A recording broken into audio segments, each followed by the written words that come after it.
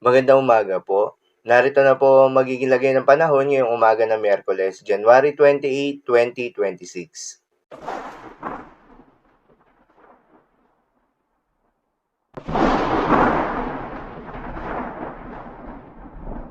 Sa kasalukuyan na tayo sa pag-asa, shear line o yung banggaan ng malamig na northeast monsoon at mainit na easterlies ang patuloy pa rin nakakaapekto sa may eastern Visayas at ilang bahagi ng Caraga region.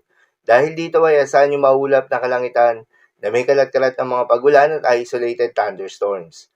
Habang northeast monsoon pa rin o hangi-amihan, ang patuloy pa rin nakakaapekto sa buong bahagi ng Luzon at malaking bahagi ng Visayas. Dahil dito ay asahan naman yung maulap na kalangitan na may kasamang mahihina hanggang sa katamtaman ng mga pagulan. At sa nalalabing bahagi pa nga ng ating bansa, ay asahan naman yung generally fair weather condition na may mataas na tsansa ng mga pagulan pagsapit ng hapon o gabi na dulot ng mga localized thunderstorms. Magandang balita pa rin dahil ayon sa pag-asa ay wala pa rin tayong binabantayan na low pressure area o bagyo sa loob o malapit sa Philippine Area of Responsibility na maring makaapekto sa ating bansa. Para naman sa magiging lagay ng panahon ngayong araw ng Miyerkules, dahil nga sa epekto nitong shear line, asahan sa Eastern Visayas, Dinagat Island sa Surigao del Norte, ang maulap na kalangitan na may kalat-kalat ng mga pag-ulan at isolated thunderstorms. Posible ang mga pagbaha o pagguho ng lupa due to moderate to at times heavy rains. Habang sa Metro Manila, Cagayan Valley, Cordillera Administrative Region, Central Luzon, Calabar Zone, Bicol Region, Oriental Mindoro, Marinduque at Romblon ay asahan naman yung maulap na kalangitan na may kasamang mahihinang pag-ulan na dulot ng northeast monsoon.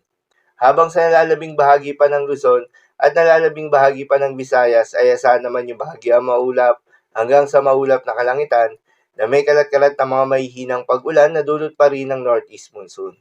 At sa nalalabing bahagi naman ng Mindanao ay asahan yung bahagyang maulap hanggang sa maulap na kalangitan na may kalat-kalat ng mga pagulan o thunderstorms na dulot ng mga localized thunderstorms. Posible rin ang mga pagbaha o pagguho ng lupa during severe thunderstorms. Madalas, nabobo ang mga thunderstorms na ito tuwing hapon o gabi na nagtatagal ng 1 hanggang 2 oras. Kaya naman ingat sa mga posibleng banta ng pagbaha at pagguho ng lupa, lalong-lalo na sa mga lugar na inuulan na noong mga nakaraang araw pa.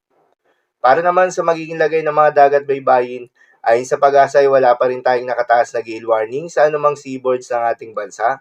Subalit iba yung pag-iingat sa mga papalaot ng mga kababayan nating mangingisda at yung may mga maliliit na sasakyan pandagat sa buong seaboards ng ating bansa dahil inaasahan yung katamtaman hanggang sa malo na karagatan.